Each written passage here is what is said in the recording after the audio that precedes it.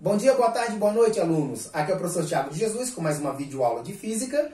Essa aula para o segundo ano, a gente vai começar um novo conteúdo que é transformações gasosas, né? Dentro de um conteúdo, dentro de uma área de termodinâmica. Bom, o início da nossa ideia é falar sobre as transformações gasosas, ou seja, a lei dos gases ideais. Essa lei dos gases ideais, ela trata de que todo gás possui uma pressão, volume e temperatura, né? Os três elementos mais básicos de um gás. E aí o que acontece? O que é a pressão de um gás? A pressão, P, é a força que esse gás exerce ao redor dele. Volume é o espaço que esse gás ocupa. E temperatura é a energia que as moléculas desse gás possuem, né? A velocidade que elas vibram ali, oscilam. Então, um gás tem esses três elementos básicos. E a lei dos gases ideais nos diz que, por mais que esse gás sofra uma transformação, aumentando a temperatura, aumentando a pressão, diminuindo o volume, ele vai manter constante os outros valores de acordo com uma proporcionalidade, né? De acordo com a fórmula que eu vou botar aqui depois para vocês. Então, um gás ideal, a gente consegue calcular qual vai ser a pressão final, qual vai ser o volume, qual vai ser a temperatura. É isso que acontece com a lei dos gases, tá certo? Então, primeiramente, a gente fala da pressão, que é a força que o gás exerce. Bom, a primeira transformação, né, dentro da lei dos gases ideais, que a gente vai falar é a isobárica. Transformação isobárica é quando a pressão de um gás é constante. A pressão não muda. Ele pode aumentar a temperatura, diminuir o volume, mas a pressão continua a mesma o tempo inteiro. Tá certo? Então, a pressão, né, que é a força que o gás exerce ao seu redor ali, ela vai manter-se a mesma do início ao fim. Por exemplo, a pressão ela é medida em ATMs, atmosferas, né, uma das formas de medir a pressão. E uma atmosfera, por exemplo, é a pressão do ar aqui no nosso planeta Terra. Tá certo? Então, assim, a nossa pressão atmosférica ela é 1 ATM. Por exemplo, uma garrafa de Coca-Cola, ela consegue aguentar uma pressão ali dentro de até 9 ATMs antes de explodir, né? Se tiver mais do que 9 vezes a pressão atmosférica, ela explode. Então, isso é a pressão, né? Então, um gás, por exemplo, que possa manter... Qual tipo de transformação que pode ocorrer isso aqui, isobárica? Por exemplo, dentro de um balão. Quando você enche um balão ali, ó, ele tá ali cheio, o balão, né? Ali, como ele pode mudar o seu volume, que é o seu tamanho, ele consegue manter ali numa transformação isobárica. Se você pegar, por exemplo, ali o balão e botar ele no congelador, ele vai começar a diminuir sua temperatura. Isso vai resultar o quê? Quando diminuir a sua temperatura, ele, por ter pressão constante ali, ele vai diminuir o seu volume. O balão vai murchar. Então, isso é uma transformação, por exemplo, isobárica, né? Ele mantém a pressão constante, sendo assim, a mudança de temperatura vai refletir diretamente na mudança de volume. E a pressão nunca muda. Na segunda transformação, a gente fala da isovolumétrica. Isovolumétrica ou isocórica é quando o volume não muda. Então, o volume é constante. O tamanho desse gás ali não muda.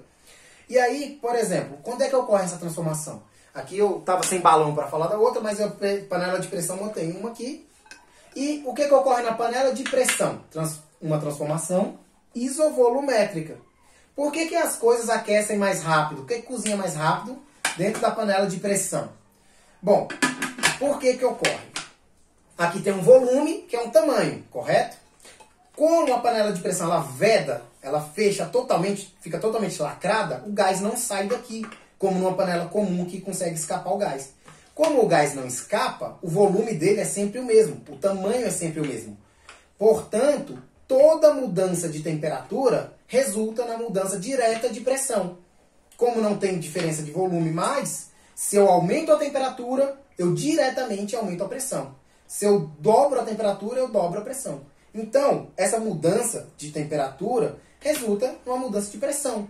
E o que faz cozinhar mais rápido é justamente por isso.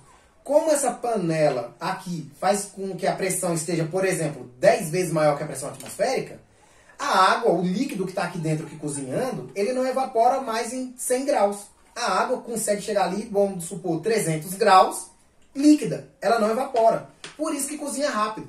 Porque quanto mais aumenta a pressão, mais temperatura precisa para a água evaporar.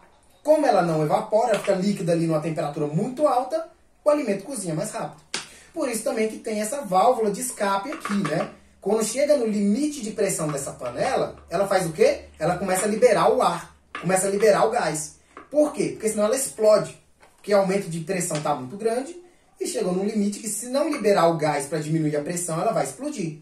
Por isso também que não se deve abrir a panela de pressão quando está ali quente ainda, sem tirar o gás. Por quê? Porque aqui está cheio de gás em alta pressão, né?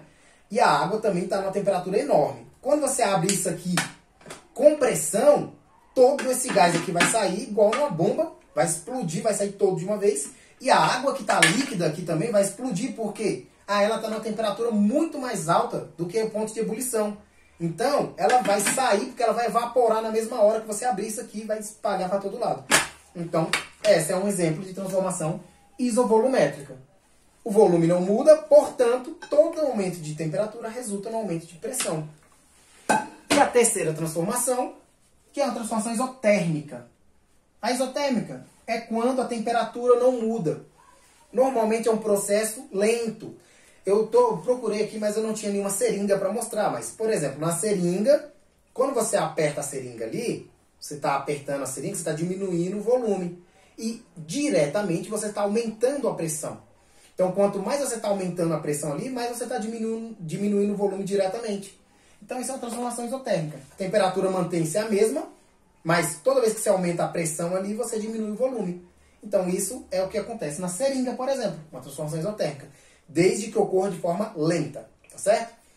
E aí, esses três elementos básicos aqui se relacionam na lei dos gases ideais, pela seguinte fórmula que a gente vai tratar à frente, tá bom? Vou passar a lista de exercícios com exemplos. E o que ocorre? A fórmula é pressão vezes volume dividido pela temperatura é igual a pressão vezes volume dividido pela temperatura. Aqui vai ser o volume, pressão e temperatura iniciais, tá? E aqui vai ser pressão, volume e temperaturas finais. Tá certo? E aí o que ocorre? Aqui é o inicial, o estado inicial do gás.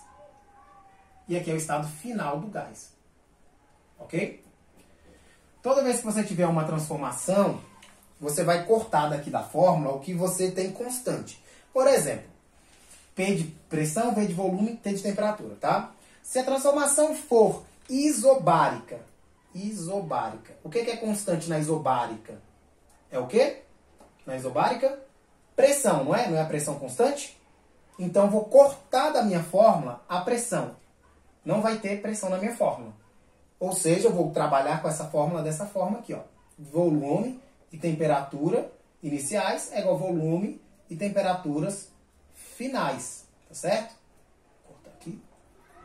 E pronto. Ixi, Maria. Aqui. Temperaturas finais. Aí. Ok? Então, eu vou cortar e vou trabalhar só com esses valores. Volume e temperatura.